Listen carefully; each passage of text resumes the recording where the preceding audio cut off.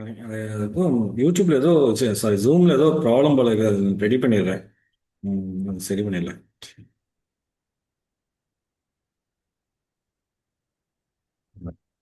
ஐயா, அதுக்குள்ள பேச பேச கட் ஆயிடுச்சு. மன்னிக்கிறீங்க. இல்லைங்க, உங்க தவறு இல்லைல்ல. இல்ல இல்ல, உங்க தவறு இல்லைல்ல. உண்மைதான் உண்மைதான். ஓகே, நல்லதுங்க ஐயா, பேசுங்க. நீங்க அப்படியே தொடருங்க ஐயா. வெரி ஆ குட்ங்க. ஆ நல்லது நல்லது. ஓகே ஓகே, நல்லதுங்க. நல்லது. வாங்க வாங்க. ஓகே. இப்போ என்னென்ன அடுத்தது மாத தோசை முடிஞ்சதுங்களா? அடுத்தது வந்து 6ஆம் இடத்துல ராகு நிற்கக்கூடாது. 6ஆம் இடத்துல எந்த லக்னத்துக்கும் 6ஆம் இடத்துல ராகு நிற்கக்கூடாது.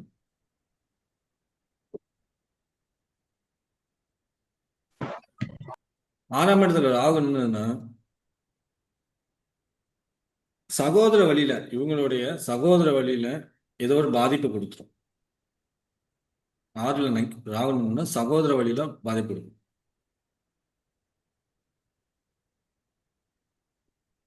உணவு உணவு வந்து சாப்பிடும்போது ரொம்ப கவனமா இருக்கும். இவங்களுக்கு அடிக்கடி சாப்பாடு வந்து ஃபுட் பாய்சன் மாதிரி ஆயிடும். உணவு விஷயத்துல ரொம்ப கவனமா இருக்கும்.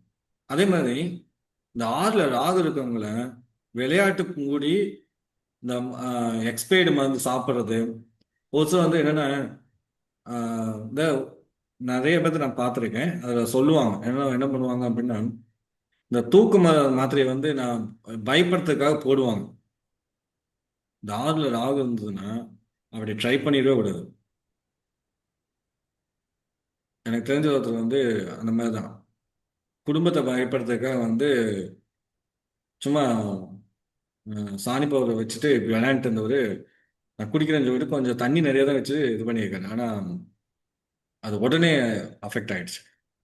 அது வந்து அந்த மாதிரி ஒரு சில விஷயங்கள் கொடுக்கும். 6ல ராகு இருந்தால் சாப்பாட்டு விஷயம் ரொம்ப கவனமா இருக்கணும்.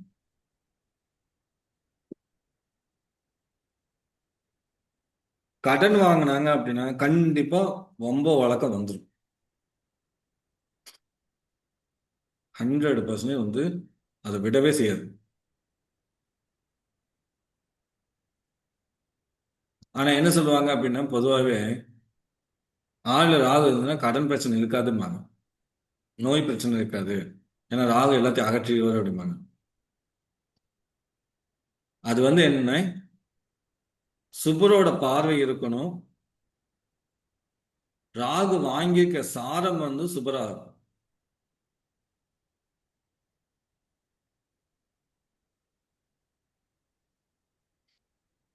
ராகுவோட திரிகோணத்துல, ராகு நின்ற வீட்டுக்கு திரிகோணத்துல சுபர்கள் இருக்கிறது இன்னும் பலம்.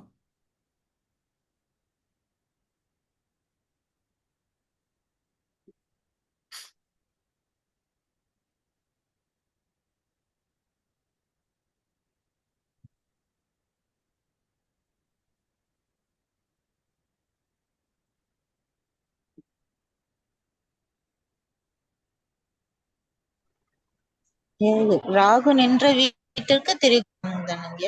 ராகு நின்ற வீட்டுக்கு திரிகோணம்.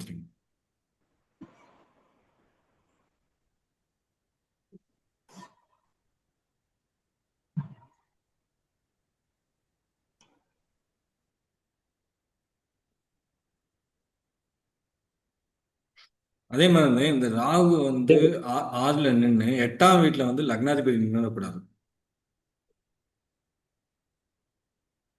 6ல ராகு நின்று 8ஆம் வீட்டுல வந்து லக்னாதிபதி நிற்கக்கூடாது.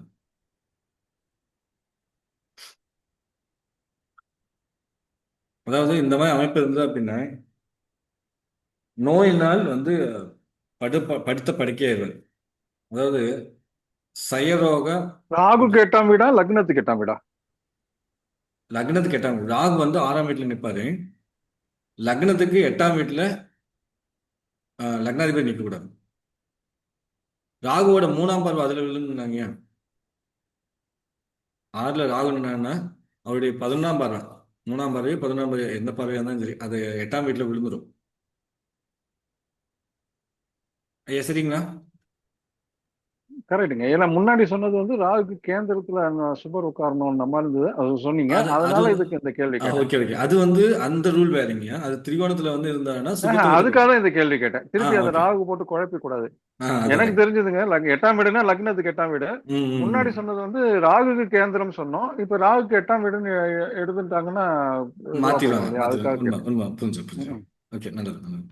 அதாவது லக்னத்துக்கு 6ல ராகு நிக்கணும், லக்னத்துக்கு 8ல லக்னாதிபதி நிக்கணும். இப்ப வந்துன்னா ராகுவோட பார்வை வந்து 3வது பார்வை. நீங்க இப்படி எடுத்தீங்கன்னா அது 3வது பார்வைன்னு எடுக்கலாம், இப்படி பின்னாடி எடுத்தீங்கன்னா அது 11வது பார்வைன்னு எடுக்கலாம். அது எப்படி வேணா எடுத்துக்கலாம். ஆனா வந்து 8ஆம் வீட்டுல ராகுவோட பார்வை பதியும்.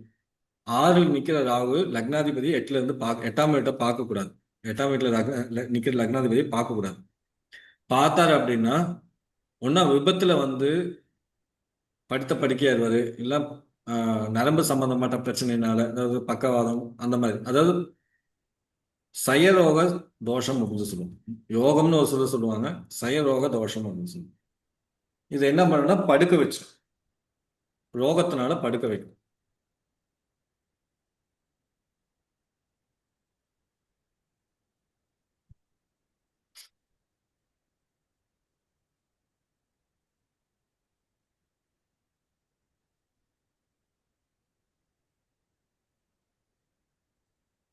அடுத்தது சர்ப சாப யோகம்.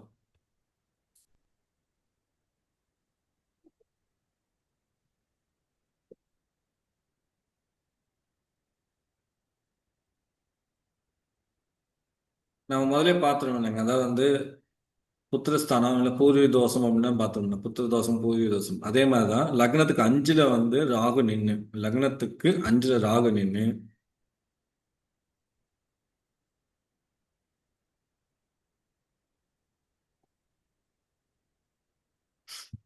செவ்வாயோடைய 8ஆம் பார்வை, செவ்வாயோட பார்வைன்னு எடுக்கக்கூடாதுங்க. செவ்வாயோடைய 8ஆம் பார்வை மட்டும் அந்த வீட்டில் விழுகக்கூடாது. லக்னத்துக்கு 5ல ராகு நின்று செவ்வாயோட 8ஆம் பார்வை அந்த வீட்டுக்கு விழுகக்கூடாது. ராகு நிக்கிற வீட்டுக்கு விழுகக்கூடாது செவ்வாயின்னு 8ஆம் பார்வை.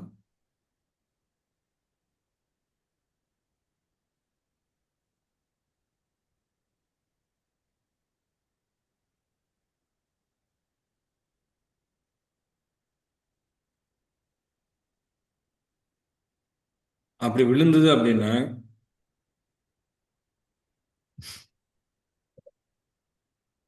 அது சர்ப சாப தோஷமாகும்.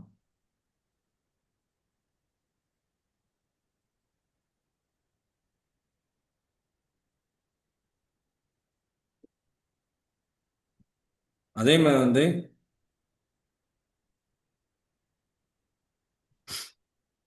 கடகம்,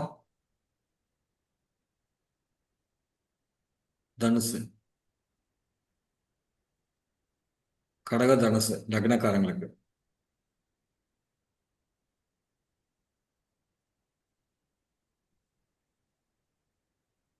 அதாவது கடகத்துக்காரங்களுக்கு வந்து விருச்சிகத்துல வந்து ராகு நிற்க கூடாது.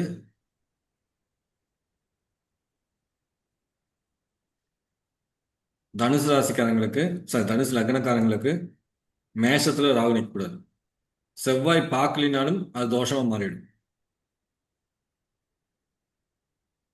முதல்ல சொன்ன ரூல் வந்து என்னன்னாங்க, லக்னத்திற்கு 5ஆம் வீட்டுல ராகு நின்று செவ்வாயோட 8ஆம் பார்வை பெற்றாதான் வந்து அது வந்து சர்வசாப தோஷம். ஆனா தனுசு லக்னக்காரங்களுக்கு, பொதுவாகவே தனுசு லக்னக்காரங்களுக்கு மேஷத்துல போய் ராகு நின்னாலும், கடக லக்னக்காரங்களுக்கு விருச்சிகத்துல போய் ராகு நின்னாலும், செவ்வாய் எங்க இருந்தாலுமே அது தோஷம் ஆயிடும். செவ்வாய் பார்த்தாலும் பார்க்கறதுனால அது தோஷம் ஆயிடும். ஏன்னா செவ்வாய் வீட்டுல இருக்கிறதுனால. செவ்வாய் வீட்டுல இருக்கனால.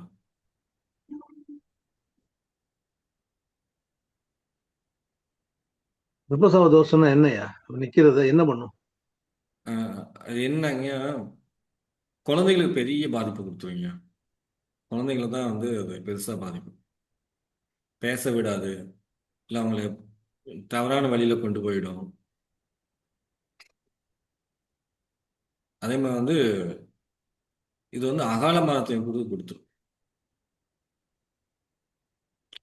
இந்த வண்டி வாங்கி கொடுத்தனுங்க, சின்ன வயசு இப்பதான் ஆசைப்பட்டு வாங்கி கொடுத்தேன் அப்படின்னு சொல்லி சொல்லுவாங்க தெரியுங்களா? கேள்விப்பட்டிருக்கீங்களே? கேள்விப்பட்டிருக்கேன். ரொம்ப ஃபாஸ்டா வண்டி போய் இதாயிடுச்சு. 1,00,000 வாங்கி என்னங்க? 1,00,000 வாங்கி கொடுத்துட்டு 1,00,000 வண்டி வாங்கி கொடுத்துட்டு வாங்கின 3ஆவது நாளே இப்ப பிரச்சனை ஆயிடுது. அந்த மாதிரிதான். 5ஆம் வீடுன்றது குழந்தைகளுக்கு உண்டானது. அதனால குழந்தைகளுக்கு மிகப்பெரிய பாதிப்பு வரும்ன்றீங்க. ஆமாங்க, மிகப்பெரிய பாதிப்பு வந்துச்சு. அது அது வந்து சாபமா மாறிடும்.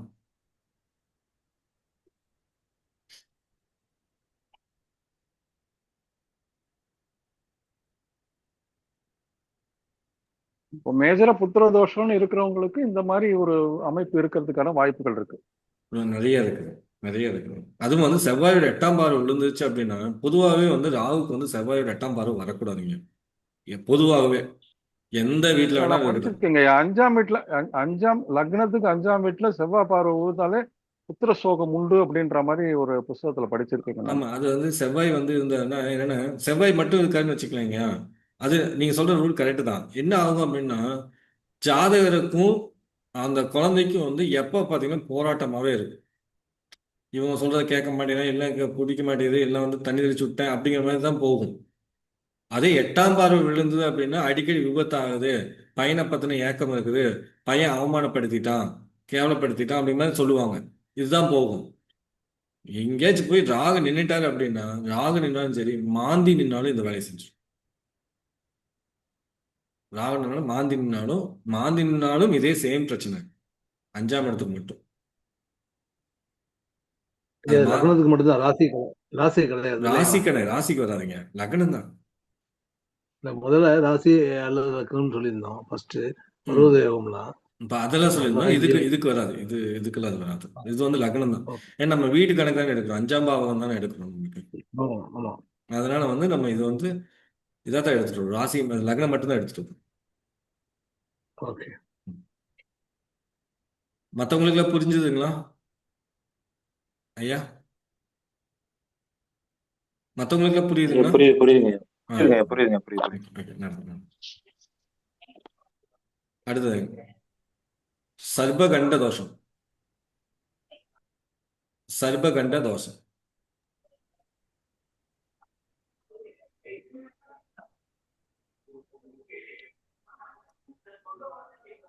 சர்பகண்ட தோஷம்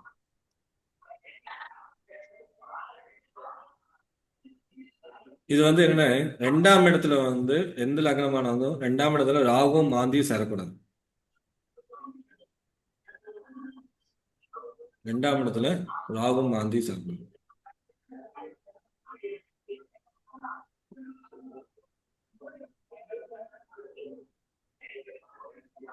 ரெண்டாம் இடத்துல ராகு மாந்தி சேர்ந்தாங்க அப்படின்னா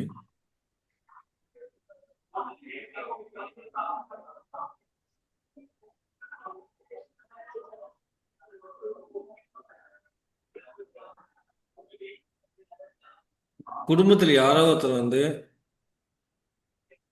விஷஜந்துக்களால் தீண்டப்பட்டு மாரகம் அடைவார்கள். யாரும் மியூட்ல போடாம இருக்கு, போட சொல்லுங்க.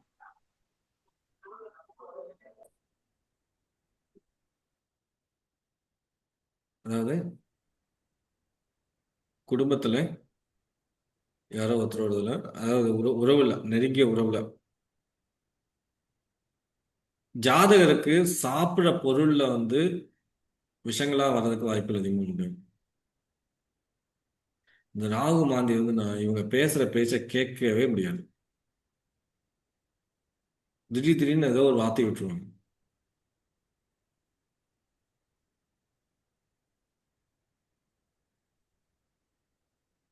இந்த ரெண்டுல ராகு நின்னாலும் சரி, 2ஆம் இடத்து அதிபதிக்கு ராகு தொடர்பு வந்தாலும் சரி, 2ஆம் இடங்கிறது பேச்சு. இவங்களோட பேச்சுல பார்த்தீங்கன்னா வளன்னு இருக்கும். ஒரு கண்ட்ரோல் இல்லாம பேசுவாங்க. டென்ஷன் ஆயிட்டுன்னா இவங்க என்ன பேசுறாங்கன்னு தெரியாது. இந்த ஏதோ படத்தை சொல்லுவாங்க, திரும்ப திரும்ப சொல்ற நீ, திரும்ப திரும்ப சொல்றேன்னு சொல்லிட்டு அப்படியே அந்த டைலாக்கே சொல்லிட்டு இருப்பாங்க. அந்த மாதிரிதான்.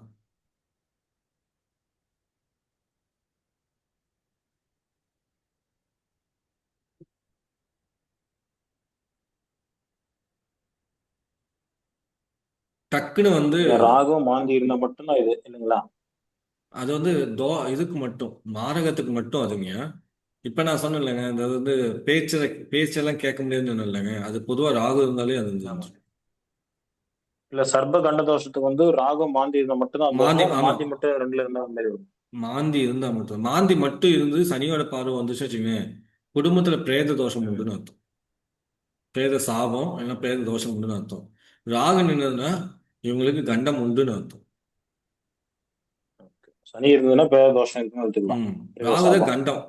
ராகுங்கிறது வந்து கண்டம். இப்ப பார்வைகள்லாம் வேணாம். இணங்க மட்டும் சேர்க்கை மட்டும்தான் இல்லைங்களா? ம் ம் ம். ஓகே, நன்றி நன்றி. ஓகே, நல்லது நல்லது நல்லது. அதாவது செவ்வாயோட 8ஆம் பார்வையும் கண்டம். செவ்வாயோட 8ஆம் பார்வை ம். அது கண்டத்தை சொல்லும். கண்ட சரிங்களா? கண்டத்தை கொடுக்கும். கண்டத்தை விபத்து கொடுக்கும். கண்டத்தை கொடுத்தோம். ஆமா. அதே மாதிரி ராகு வந்து பொதுவாகவே கண்டத்தை கொடுத்துரும். அதுக்கு வந்து ஓகே. கண்டத்துக்கு காரகமே அவன் தான். அதனால தான் நம்ம என்ன சொல்லுவோம்னா, ஓகே. இதை வேணா நீங்க எழுதி வச்சுக்கீங்க. யாராச்சும் ரொம்ப இந்த மாதிரி இருந்ததுன்னா வேணா சொல்லிடுங்க. அது ஒன்றும் தப்பு இல்லை. ஏன்னா வந்து செவ்வாயோட 8ஆம் பார்வையில ராகு இருந்தாப்புல வச்சுங்களேன், செவ்வாயோட 8ஆம் பார்வையில ராகு இருந்தாப்புல அப்படின்னா பொதுவாக எந்த வீட்டில் வேணா இருக்கட்டும், அந்த வீட்டோட காரக உறவுக்கு சொல்லுங்க. இப்ப 5ஆம் வீட்டுல இருந்தா பசங்க, 7ஆம் வீட்டுல இருந்தா மனைவி, 9ஆம் வீட்டுல இருந்தா தகப்பன், 7ஆம் வீட்டுல இருந்தா 2வது குழந்தை, 9ஆம் வீட்டுல இருந்தா 2வது குழந்தை, 3வது குழந்தை, 11ல இருந்தா மூத்த சகோதரம். இப்படிங்கிறது வந்து அந்த உறவை எடுத்துக்குங்க. அந்த அந்த வீட்டுக்கு ராகு நின்று அந்த இதுக்கு செவ்வாயோட 8ஆம் பார்வை போயிடுச்சுன்னா அவங்களுக்கு பெரிய ஒரு கண்டம் இருக்குன்னு அர்த்தம். சரிங்களா? ராகுனா கண்டம். ராகுனா கண்டம். செவ்வாய்னா கத்திரிக்காய். கண்ட கத்திரிக்காய். ஆ? கண்ட கத்திரிக்காய்ங்களா? கண்ட கத்திரிக்காய், அவ்வளவுதாங்க. சூப்பர். ஏன் கத்திரிக்காய் ஐயா சொல்றோம்? ஐயா நீங்க அது கூட சொல்ற ரூல் நீங்க சொல்ற ரூல் வந்து கோச்சாரத்துக்கும் ஒத்து வருதுங்கய்யா. அதாவது அதாவது வருஷ கிரகமான ராகு வந்து இப்போ கும்பத்துல இருக்காரு இல்லையா? ஆமா ஆமா. இப்ப அந்த செவ்வாய் வந்து மாச கிரகம். அது இப்போ நகரும் போது பாத்தீங்கன்னா 8ஆம் பார்வை கும்பத்துல விழும்போது இது நடந்திருக்குங்க. நடக்குங்க, நடக்கும். அதாவது எப்பவுமே வந்து நம்ம வந்து ஜாதக பலனை மட்டும் பார்க்கணும். கோச்சார பலன் வந்து பொதுவாகவே எல்லாத்துக்குமே இயங்கிடும். அதாவது முண்டேன் அஸ்ட்ராலஜி நம்ம சொல்றது அந்த கோச்சார பலனை தான். ஐயா சொல்றீங்களா?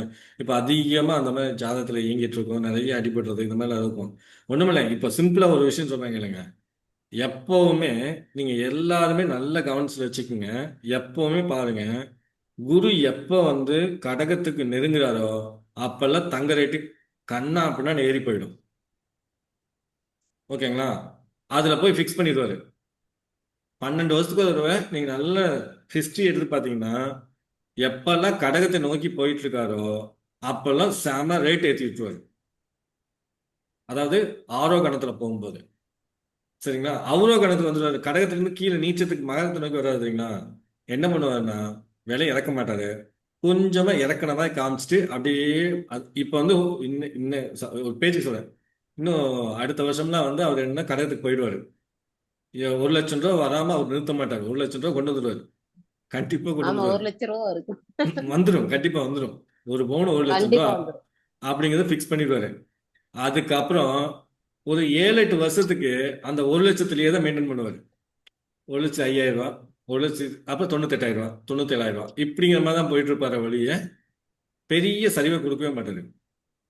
அதுக்கப்புறம் என்ன பண்ணுவாருன்னா மறுபடியும் மகரத்துல இருந்து மறுபடியும் வந்து இதுக்கு போவாரு, கடகத்துக்கு மறுபடியும் போவாரு. அப்ப என்ன பண்ணுவாருன்னா 1,50,000 ரூபாய்க்கு கொண்டு போயிடுவாரு. இதுதான் அவர்கிட்ட இருக்க பழக்கமே. 12 வருஷம் இது வந்து கோச்சாரத்துல ஒரு கிரகத்துடைய காரகம் எப்பொழுது ஆரோகணத்தில் செல்கிறதோ அப்பொழுது அந்த பொருளின் விலைவாசிகள் ஏறும். புரியுதுங்களா? இப்போ நல்லா கேட்டுக்குங்க. சனி பகவான், நீங்க வந்து சனி பகவான் வந்து எப்போ வந்து தன்னோட வீட்டுக்கு உச்ச வீட்டுக்கு வந்தாரோ அப்போ அது வரும்போது பாத்தீங்கன்னா 70-80 ரூபாய்க்கு மேல ரேட் வந்துடுச்சு. 70-80 ரூபா பக்கம் வந்து ரேட் கொண்டு வந்து நிறுத்திட்டாரு. துலாமுக்கு வரும்போது பெட்ரோல் விலையெல்லாம் ரேட் ஏற்றி விட்டார். அதுக்கப்புறம் பார்த்தீங்கன்னா இப்போ பார்த்தீங்கன்னா அந்த 80, 90, 100, 100 அப்படிங்கிற மாதிரி தான் போயிட்டு இருக்குது. இப்போ அவர் வந்து எங்கே போயிட்டு இருக்காருன்னு பார்த்தீங்கன்னா நீச்ச வீட்டை நோக்கி போயிட்டு இருக்காரு. அதனால அந்த ரேட் அப்படியே மெயின்டைன் பண்ணிட்டே போவார். அந்த கிராப் அப்படியே லெவலாக போயிட்டு இருக்கும். அங்க போனதுக்கு அப்புறம் பாத்தீங்கன்னா மறுபடியும் பாருங்க, மேசத்துல இருந்து தாண்டும் போது இன்னும் ரேட் ஏறி. அப்படிதான் ஒவ்வொரு கிரகமும் கோச்சாரத்துல அழகா வேலை செய்யுங்க. நீங்க நல்லா பாத்தீங்கன்னா சூப்பரா வேலை செய்யும். அது அதுக்கு வந்து அதுக்கு முதல்ல நம்ம என்ன பண்ணணும் அப்படின்னா, இந்த விஷயங்கள் அப்படிங்கறது தெரிஞ்சாதான் கோச்சாரத்துல சூப்பரா இதெல்லாம் பலன் எடுக்கலாம். இந்த விஷயத்துல நம்ம எடுத்து எப்ப வேலை ஏறும் எப்ப இறங்கும் அப்படிங்கிறதெல்லாம் வந்து முண்டேன் அஸ்ட்ராலஜி. இது வந்து நீங்க நான் வந்து என்ன சொல்றேன்னா 7 வருஷத்துக்கு நான் கால்குலேட் பண்ணியிருக்கேன். இப்போ இதுலயே வந்து ஒரு இடத்துல வந்து ரொம்ப ஷார்ட்டா, ரொம்ப ஒரு குறிப்பிட்ட டைம்க்கு வந்து அந்த கிரகம் எப்போ வந்து அந்த வலு விளக்கும் அப்படிங்கிறத தெரிஞ்சு அந்த சமயத்துல வேலை இறங்கும் போது அதான் ஷேர் மார்க்கெட் சொல்லுவாங்க. குரு தான் ஷேர் மார்க்கெட். குரு வந்து ஷேர் மார்க்கெட், புதனும் ஷேர் மார்க்கெட். குரு புதன் ரெண்டுமே வந்து ஷேர் மார்க்கெட். சூரியன் வருவார். சூரியன் வந்து கவர்மெண்ட் ஷேர்ஸ் எல்லாம் வந்து சூரியனோட வந்துடும். இவங்க இவங்க 3 பேர் என்ன பண்ணுவாங்கன்னா, இவங்க 3 பேர்த்தையும் எப்படி வந்து கரெக்டா பேலன்ஸ் பண்ணி கொண்டு வரணுமோ அந்த அந்த அந்த டெக்னிக்ஸ் நீங்க புடிச்சிட்டீங்க அப்படின்னா ஷேர் மார்க்கெட்ல அடிச்சு பிச்சுட்டு போயிடும். இதே வந்து ஷேர் மார்க்கெட்ல இன்னொன்று இருக்குது. சனீஸ்வர பகவான் இருக்காரு. சனீஸ்வர பகவானும் ஷேர் மார்க்கெட் வருவார். அவரு கமாடிட்டி ஷேர்ல வருவார்.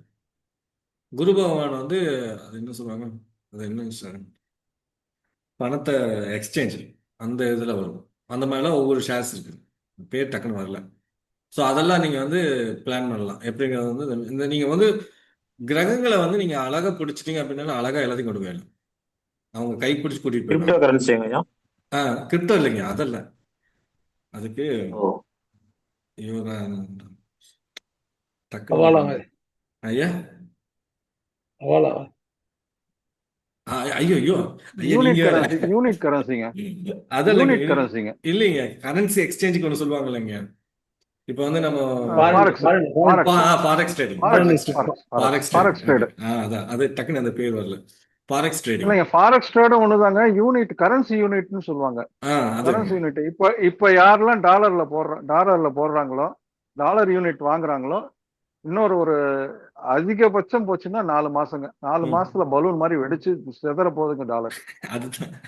ஏன் சொல்லுங்க, அது என்ன காரணம்? அது ட்ரம்ப் இப்ப ஏன் இது ஐயா அது வந்து நம்மளுக்கு தெரிஞ்சு கிரகங்கள் என்ன வேலை செய்யுது, நம்ம எப்பவும் ஜோதிடத்தோவே போகணும், ஆளுகளை பத்தி பேசவே வேண்டாம். நம்ம ஜோதிடத்துல என்ன கிரகம் என்ன பண்ணுது அப்படிங்கறத நம்ம பார்க்கணும். ஏன்னா ஃபாரெக்ஸ் ட்ரேடிங் வந்து ஃபுல்லாமே வந்து குருவோட கண்ட்ரோல், குருவும் புதனோட கண்ட்ரோல். சரிங்களா? சனி பகவான் அந்த அதுக்குண்டான அதாவது இந்த ட்ரேடிங்லயே வந்து அதாவது எதையா இருந்தாலும் ஊதி பெருசு பண்றது சனி பகவான். அப்படியே பெருசு பண்ணிடுவார், நல்லா growth கொண்டு வருவார். அந்த சனி பகவானும் குரு பகவானும் அவர் உச்சமடை போறார், இவர் நீச்சமடை போறார். மேசத்துக்கு போனாரு இவரு என்னவாரு, சனி பகவானு. நீச்சமாயிடுவாரு. குரு பகவான் நீச்சம் குரு அவர் பகவான் உச்சம் உச்சமாவாரு. கடகத்துல. கடகத்துல இவர் ரெண்டு பேருமே வந்து இந்த குறிப்பிட்ட பீரியட்ல ஷார்ட் டைம்ல நடக்க போகுது. இது ரெண்டுமே நடக்க போகுது. இது நடக்கும்போது பாத்தீங்கன்னா ஷேர் மார்க்கெட்டை அப்படியே தலைகளை உள்டா வடிச்சிடும். இதுல எங்கே சூரிய பகவான் வந்து அப்படி வந்து சனி பகவான் மேல அப்படி டிராவல் பண்ணான்னு வச்சுக்கோங்க, ஓகே, ஷேர் மார்க்கெட் பயங்கரமா டவுன் ஆகும். பெரியோரு அதாவது ஆக்சுவலா வந்து இப்போ எக்கனாமிக்கல் கிராஷ் வர்றதுக்கு நிறைய வாய்ப்புகள் ரொம்ப ஜாஸ்தி. ஸோ அதனால வந்து அது அது நீங்க அதுக்கு தகுந்த மாதிரி பிளான் பண்ணிக்கோங்க. கண்டிப்பா வந்து ஒரு பெரிய ஐயா சொன்ன மாதிரி வந்து ஒரு பெரிய கிராஷ் வரும். எக்கனாமிக்கல்ல வந்து நிறைய கிராஷ் வர்றதுக்கு நிறைய வாய்ப்பு இருக்கு. ஸோ சூரியன் அதனால வீட்டுக்கு சனி போறாங்க. என்னங்க, சூரியன் வீட்டுக்கு சனி போறாங்க. சூரியன் வீட்டுக்கு சூரியனை சனி நோக்கி போறாரு. போயிட்டு இருக்கு. சனி அதை பார்வை பண்ணிட்டு இருக்காரு. இப்போ வக்ரமாயிட்டு இருக்காருல்ல. அதனாலதான் இப்போ வக்ரமானது அதிகமா ஜன பொதுமக்கள் வந்து அதிகமா உயிரிழப்புகள் வந்து நம்ம கிட்டத்தட்ட ஒரு 6 மாசம் என்னமோ இருக்கும். அந்த மாதிரி சமயத்துல நம்ம சொன்னோம் நார்த் இந்தியாவில் பெரிய பெரிய விஷயங்கள் நடக்கும் அப்படின்னா இன்னும் நடந்துகிட்டே தான் இருக்கு, நிக்கவே இல்லை. இந்த சனி ராக தொடர்பாகும் போது பொது ஜனங்களோட இது நிறைய போகும் அப்படின்னா எல்லா பக்கமும் நிறைய பேர் கொத்து கொத்தாதான் இதாகிட்டு இருக்காங்க. ஆனா இருக்கு, இது பயங்கரமா இருக்கு. பயங்கரமா நிறைய நிறைய விரயங்கள் ஆகிட்டு தான் இருக்கு. நான் சொன்னேன் வட பகுதியில் தான் நடக்கும் அப்படின்னா அது நடந்துகிட்டே தான் இருக்கு. அதே மாதிரி இதையும் நம்ம கணிச்சிருக்கோம். என்னன்னா கண்டிப்பா வந்து குரு பகவான் தங்கத்தை நல்லா ஏத்தி விட்டுட்டு தான் போவார். 1 லட்சங்கிறது நான் அப்ராக்சிமேட்டாக நான் சொல்லிட்டு இருக்கேன். குறைஞ்சபட்சம் 1 1.25 போயிடும். அவர் அந்த அளவுக்கு கொண்டு போவார். 100% கொண்டு போயிடுவார். கொண்டு போயிட்டு அதை அப்படியே போவார். வேற எதுலையும் இது பண்ண மாட்டாங்க.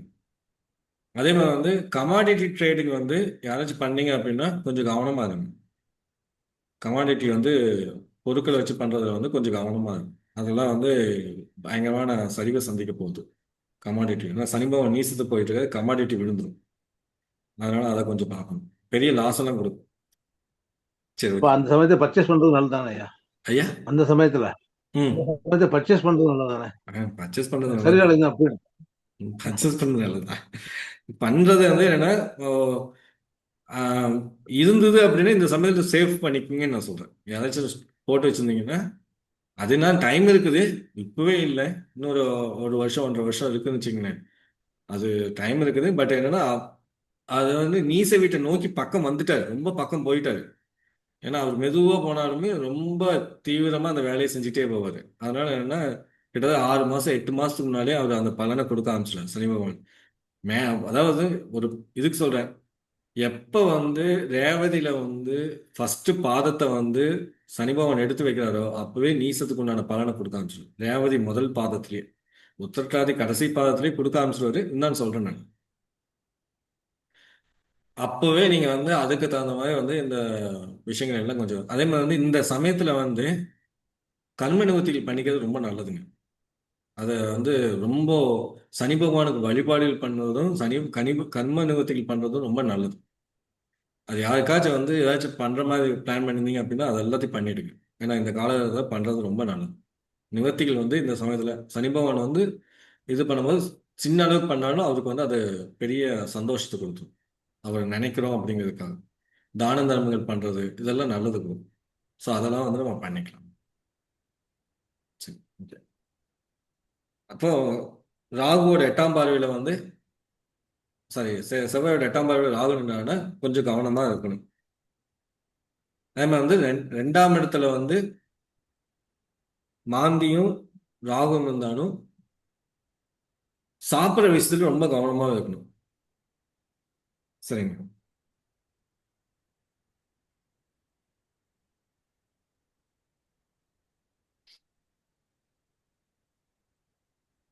அதே மாதிரி வந்து இப்போ முந்தானத்து நடந்ததில்லை நம்மளுக்கு கிரகணம்.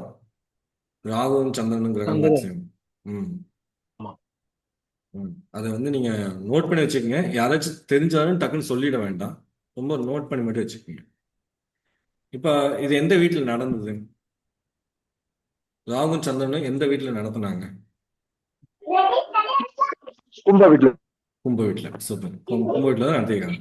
ரொம்ப இந்த கும்ப வீடு யார் யாருக்கெல்லாம் 6 8 12 அப்படின்னு லக்னமா வந்து பிறந்தாங்களோ இல்ல அந்த அமைப்பு இருக்குதோ அவங்களுக்கெல்லாம் கொஞ்சம் கவனமா இருக்கணும். ஆயுளுக்கு பாதகமா இருக்கும் வாய்ப்பு ரொம்ப ஜாஸ்தி. அப்ப யார் யாருக்கு வரும்? கடகம். கடகத்துக்கு அது 8வது வீடு. மீனம் 12வது வீடு. அதுக்கப்புறம் துலாம். இவங்கெல்லாம் இந்த காலகட்டத்தில் ரொம்ப கவனமா இருக்கும். அதாவது என்ன ரூல்னு நான் சொல்றேன், எழுதி வச்சுக்கோங்க.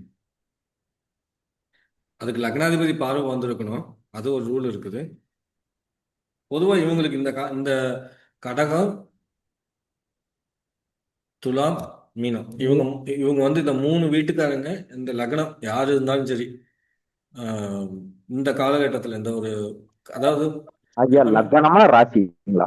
லக்னம் லக்னம் கடக லக்னம், துலா லக்னம், மீன லக்னம். கொஞ்சம் மறுபடியும் கோர்வையா சொல்றீங்க ஐயா. சார். கன்ஃபியூஷன். ஓகே. அதாவது கும்ப வீடு அப்படின்னு நான் ரூல் சொல்லிடுறேங்க, அதை எழுதிக்கிங்க. அப்புறமா நம்ம கால்குலேஷன் எப்படி எழுதிக்கலாம். ராகுவும் சந்திரனும்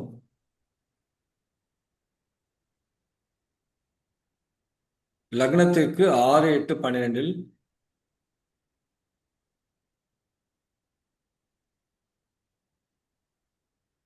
லக்னத்துக்கு 6 8 12 அமர்வது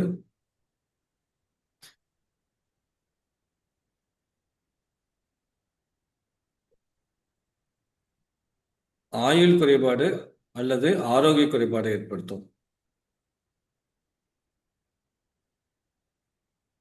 ஆயுள் குறைபாடு அல்லது ஆரோக்கிய குறைபாடு ஏற்படுத்தும்.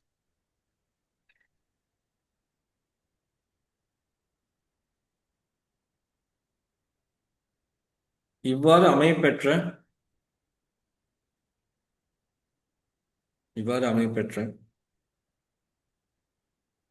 வீட்டிற்கு லக்னாதிபதி பார்வை செய்வது. இவ்வாறு அமையப்பெற்ற வீட்டிற்கு இப்ப வந்து ராகுவும் சந்திரனும் ஒரு இடத்துல கூடியிருக்காங்க, 6, 8, 12 கூடியிருக்காங்கன்னு வச்சுக்கோங்க. அந்த ஆமா. வீட்டுக்கு லக்னாதிபதி பார்க்காது. அந்த வீட்டை லக்னாதிபதி பார்க்காது. அந்த வீட்டை லக்னாதிபதி பார்க்காது.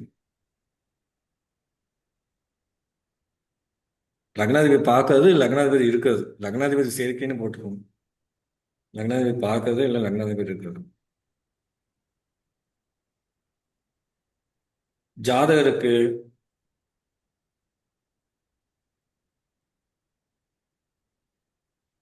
ஆயுள் குறைபாட்டை ஏற்படுத்தும். ஆயுள் குறைபாட்டை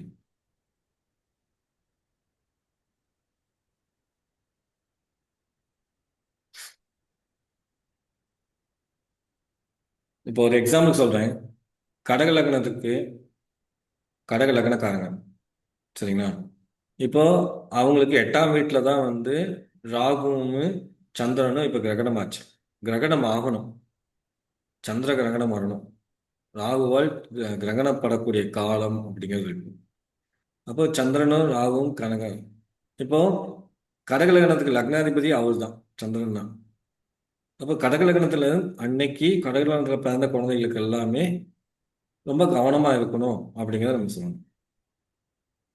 எடுத்த உடனே வந்து ஆயுள் குறைபாடு நம்ம சொல்லக்கூடாது. உடம்பு வீக் ஆகலாம், அவங்களால சரியா ஸ்ட்ரென்த்தா இருக்க முடியல, அந்த மாதிரி சில விஷயங்கள் கொடுக்கும். ஆனா கண்டிப்பா கொடுக்கும். கிரகணம் ஆயிடுச்சு, கிரகணத்துல ஒரு குழந்தை பிறந்தனா தாயார தந்தையோ பிரிஞ்சிருவாங்க அப்படின்னு ஒரு அர்த்தம் இருக்கு. இது வந்து அமாவாசை பௌர்ணமிக்கே வந்துடும். அமாவாசையில ஒரு குழந்தை பிறந்தது அப்படின்னா அந்த குழந்தை தாயாரோடோ தந்தையோடோ இருக்க மாட்டாங்க அப்படிங்கிறது இருக்கும். இல்லைன்னா அவங்க வாழ்க்கை சிறப்பு இல்லை அப்படியும்.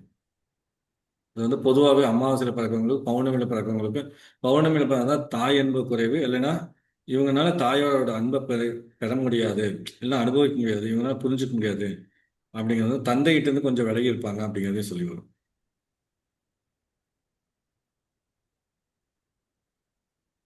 ஆனா இப்ப அவங்க ஐயா, விலகி நமக்கு நான் இருந்தாலுமே கன்னி லக்னம் தானே வருது. துலா லக்னம் 5ஆம் இடம் மேல வருது. ஐயா, கன்னி லக்னம் துலா தாங்க. லக்னம் 5ஆம் இடம் மேல வருது கன்னி- கும்பத்துக்கு. இல்ல துலா லக்னம் இல்ல, கன்னி லக்னம் தான். கன்னி, கன்னி லக்னம் தானே வரும். ஆமா கன்னி கன்னி லக்னம் தான். கன்னி நான் 5ன்னு கணக்கு போட்டு வச்சிட்டேன். ஆனா 6, 8 அதை கணக்கு போட்டது தப்பா போட்டு. 8ங்கிறது வந்து நம்மளுக்கு வந்து கடகத்துக்கு 8வது வீடு, கன்னிக்கு 6வது வீடு, மீனத்துக்கு 12வது. கரெக்ட் தான். நான் 5ங்கிற கணக்கு போட்டுருக்கேன். கன்னி தாங்க. குருஜி, இந்த இந்த கிரகணத்துக்கு ஒரு ஒரு சிறப்பு. நான் நேத்து இந்த கிரகணத்து போது நேத்தே பேசணும்னு பார்த்தேன். நீங்க கிரகணத்தை பத்தி பேசும்போது, அன்னைக்கு பேசும்போது, சொல்லுங்க. இந்த கிரகணம் ஒரு சிறப்பான விஷயம். 9ஆம் பார்வை, குருவுடைய 9ஆம் பார்வை பெற்ற கிரகணம். எப்போ கிரகணம் வந்து டார்க் ஆயிடும். இந்த வாட்டி கிரகணம் பாத்தீங்கன்னா இயற்கையிலேயே அது வந்து மஞ்சள் கலர்ல ஆயிப்போச்சு. ஆயிப்போச்சு. கிரகணம் பார்த்தவங்க எல்லாம் தெரிஞ்சிருக்கும். கிரகணம் பாத்தீங்கன்னா சிகப்பு. சிகப்பு கிரகணம், சிகப்புனாங்க. சிகப்பு கிடையாது, வெளிர், அதாவது டார்க் எல்லோ. டார்க் எல்லோ வந்து நமக்கு வந்து பார்க்கும்போது ரெட் மாதிரி தெரியுங்க, டார்க் எல்லோ. மஸ்டர்ட் அதனால கலர் இந்த கிரகணம், ஆமா, இந்த கிரகணம் வந்து குரு பார்வை பெற்ற கிரகணம்ன்றதுனால கிரகண தோஷம் கம்மியா இருக்கும்ன்ற மாதிரி என்னுடைய கணிப்பா இருந்ததுங்க. உண்மைதாங்க. இருக்கலாமா? உண்மைதான். என்னன்னா பொதுவாகவே வந்து குரு வந்து சந்திரனை பார்க்கறது குரு சந்திர யோகம், கஜகேசரி யோகத்தை கொடுக்கும். ஓகேங்களா? அது வந்து கஜகேசரி யோகம்ங்கிறது 1, 4, 7, 10 உட்காந்துருக்கும். குருவுக்கு 1, 4, 7, 10. ஆனா குருவுக்கு 9ஆம் வீட்டுல வந்து ஒரு கொடுத்தாலே, அதாவது குருவுடைய பார்வையில சந்திரன் உட்காந்தாங்க, குருச்சந்திர யோகம் அப்படிங்கிற ஒரு யோகம் இருக்கு. அது பெரிய ராஜ யோகத்தை கொடுக்கக்கூடிய யோகம். என்ன, இதுல வந்து ராகுவும் சேர்ந்து உட்கார்ந்தனாலே பிரம்மகத்தி தோஷமா கொடுக்கும். குருச்சந்திர யோகத்தையே மட்டுப்படுத்தி கொடுக்கும். ஆனா இதுல நடந்திருக்க ஒரு விஷயம் அதாவது இது எல்லாமே பாசிட்டிவ். ஆனா நம்ம நம்ம என்னன்னா எல்லாத்தையுமே நம்ம அனலைஸ் பண்ணணும். ஆனா இது என்ன நடந்துச்சு அப்படின்னா காலபுருஷனுக்கு 11ஆம் வீடு பாதக வீட்டில் நடந்துருச்சு. ஓகேங்களா? அந்த பாதக வீட்டில் மட்டும் நடக்கல அப்படின்னா இது எல்லாத்தோடைய லைஃப்லயும் நிறைய சேஞ்சஸ் கொடுத்துருக்கும். இந்த கிரகணம் வந்து 100% ஐயா சொன்னது வந்து அவ்வளோ அற்புதமான ஒரு அமைப்பு. இதே வந்து தனுசு வீட்டுல இந்த மாதிரி ஒரு அமைப்பு இருந்து தனுசு வீட்டுல ஒருவேளை தனுசுலயே வந்து ராகுவும் சந்திரனும் கூடி மிதுனத்துல இருந்து குரு பார்த்து இருந்தார் அப்படின்னா இது அத்தனை பேர்த்துக்கும் தெய்வ அம்சத்தை கொடுத்துருக்கும். ஆனா பாதக வீட்டுல போய் செஞ்சங்காட்டிக்கு இது என்ன ஆயிடுச்சுன்னா, அதாவது நம்ம சொல்லுவாங்க தெரியுங்களா, எல்லாம் இருக்குதுப்பா ஆனா எதுவும் அனுபவிக்க முடியல. அந்த நிலைமையில இப்ப இந்த கிரகணம் கொண்டு போகும். ஓகேங்களா? எல்லாத்தையும் காமிச்சிடும். ஒவ்வொருத்தருக்கும் வழி தெரியாதவங்களுக்கு எல்லாம் வழி காமிச்சிடும். லோன் கிடைக்காதவங்களுக்கு லோன் கிடைச்சிடும். பண வரவு ஒன்று பண வரவு வந்துடும். யாரெல்லாம் வந்து பாசத்துக்காக இயங்குனாங்களோ அவங்க எல்லாம் கிடைச்சிடும். ஆனா அதை அனுபவிக்க முடியாத மாதிரி அவங்களை தள்ளி வச்சு.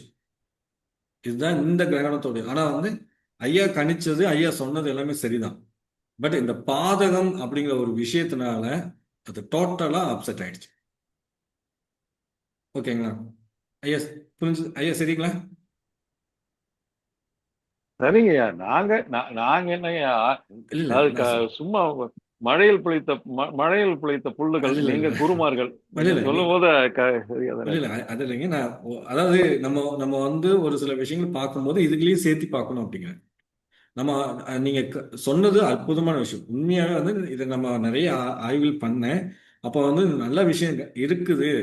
ஆனா இதுல இன்னொரு பெரிய பிளஸ் என்ன தெரியுங்களாங்க, இந்த சமயத்துல எல்லாருமே வந்து அந்த இது முடிச்சுட்டு இந்த இந்த இந்த கூடிய சீக்கிரத்துல வரப்போற கும்பாபிஷேகத்துல கலந்துக்கிறது ரொம்ப ரொம்ப நல்லது. யாருக்கெல்லாம் அந்த வாய்ப்பு கிடைக்குதோ கும்பாபிஷேகத்துல கலந்துக்கிறதுக்கு அதெல்லாம் கலந்துட்டீங்க அப்படின்னா இந்த தோஷத்தை நிவர்த்தி பண்ணும். ஓகேங்களா? அதை பண்ணுங்க. இல்லைன்னா நம்மளுக்கு வந்து சனிக்கிழமை அன்னைக்கு எங்கேயெல்லாம் வந்து கும்பத்துல வந்து அபிஷேகம் பண்ணுவாங்க, தெய்வங்களுக்கு வந்து கும்பத்துல அபிஷேகம் பண்ணுவாங்க, அம்பாளுக்கு இவங்களுக்கெல்லாம் வந்து கும்பத்துல வந்து அபிஷேகம் பண்ணுவாங்க. அந்த அபிஷேகத்தை வந்து பார்க்கறது, அந்த அபிஷேக நீரை தெளிக்கிறது தோஷத்தை நிவர்த்தி பண்ணும்.